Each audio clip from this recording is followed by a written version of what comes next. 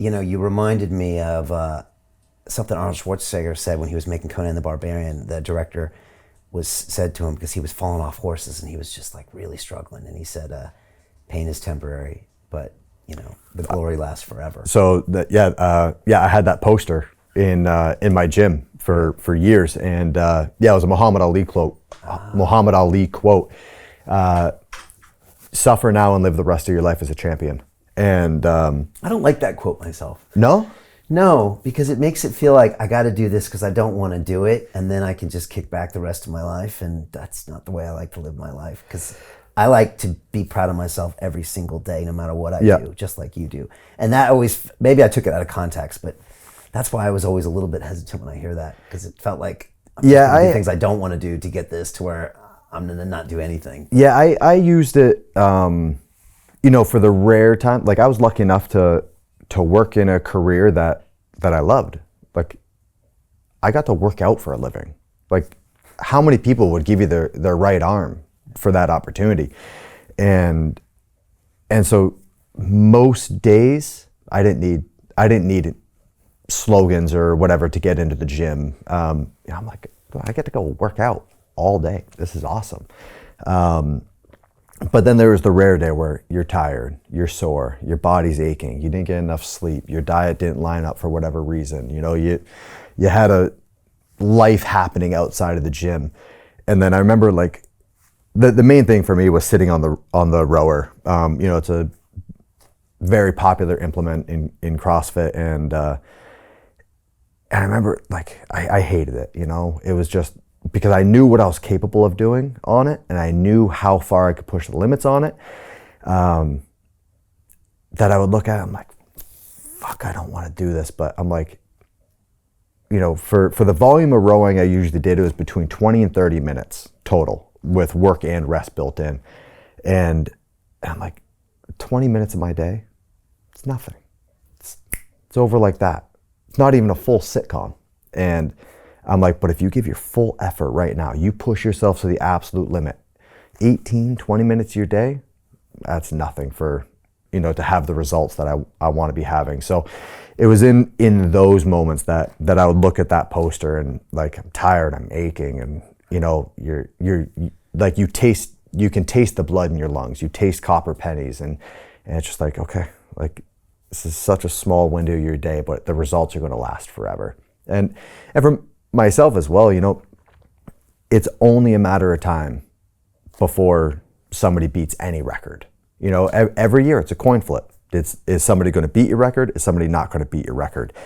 And so for myself, I'm like, it's only a matter of time before somebody beats my records. Like, as I'm doing my career, I'm beating somebody else's records that when I was starting were said, like, matter of factly, these records will never be beaten. It's impossible to beat these records. And then when I did it, they're saying the same thing about me. I'm like, no, that's not true. It's a coin flip every single year. There's only two options. Either somebody beat the record or somebody didn't.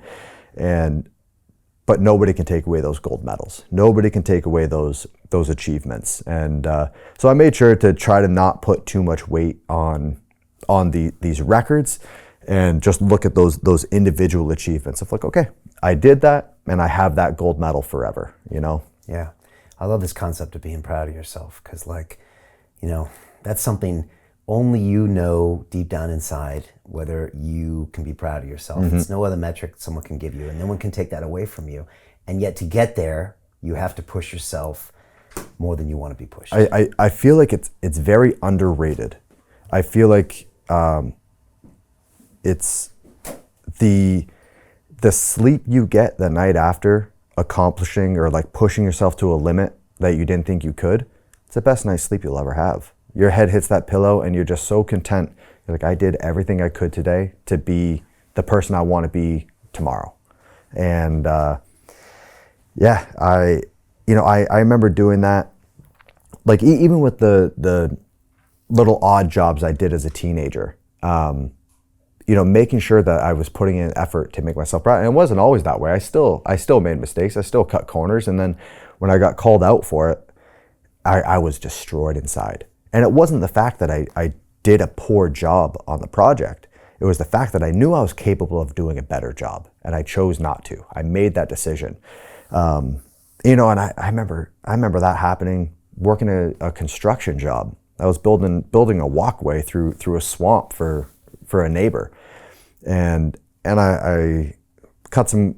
I don't know. I was young. I think I was like 17, 18 or something. I was still full of piss and vinegar and didn't know a good work ethic yet. And the walkway just had a bit of a sway to it as it went through, and I got called out for it. And it was a mistake that was so big that I couldn't go back and fix it. And it still eats me up. And for years, it was a neighbor to my grandmother. So anytime I went to visit my grandmother, I had to look at that fucking walkway. And it's just like, next time I have that opportunity to do a project like that, I won't make that same mistake twice. Yeah. And then did the same thing when I went to college of, failed some exams because I cut corners or, did a terrible job on a project and because I cut corners.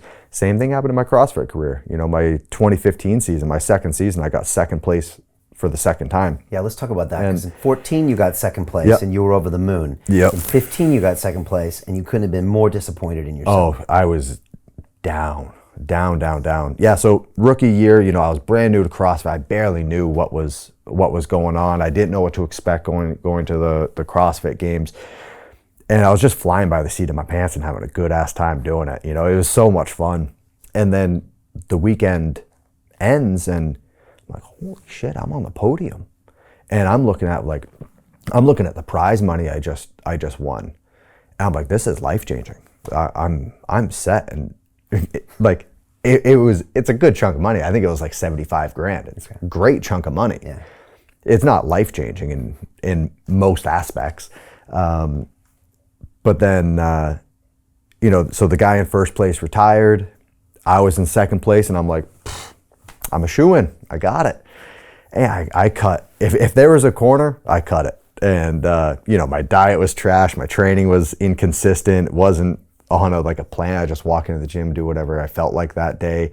My personal life wasn't the greatest. I was all over the place. Because you hadn't dialed all your engineering lessons into your physical training yet. No, I was still in college. I was still in university full time. Okay. And it's a year. You have a year between these Yep. games. That's another thing that's hard for people to conceive of. I mean, you got to really stay consistent. well, so the games are usually beginning of August, but the season starts most years in February. The qualifying procedures to go through, and if you're in terrible shape in February and don't make it through the first level of qualifying, your season's done. Okay. So you have to be in good enough shape in February to hit your top 10% of the. I think when I was competing, they took however many regions there were around the world. I think there were 17 regions around the world, and they took the top 30 or 40 from each region, and so you have to make sure you're hitting that threshold. And then from there, they take, some years it was the top 3, some years it was the top 5 from there. And those competitions happen usually around May, I think it was. So you need to be in good enough shape in February, and then good enough shape in May, and then good enough shape in August. So it's like you have to stay fit for a long period of the year. It's not just showing up in August. So for myself, I would take 1 month off after the games every year, and then boom, right back in. Hey, it's Brian Rose, founder of the DeFi Academy. I've told you my 4-week crypto bootcamp is amazing, but don't take my word for it. This is what my students are saying. The DeFi Academy was an amazing experience for me. It took me totally out of my comfort zone. In this course, I was challenged, I was held accountable, and pushed to do things that honestly weren't always easy. It's been phenomenal, and I can't believe we're already up on our 4 weeks. It has flown by. Going through this DeFi accelerator by far was one of the best courses I've taken. You do this course, you really get into the nitty-gritty of the activities that will make you comfortable with decentralized finance.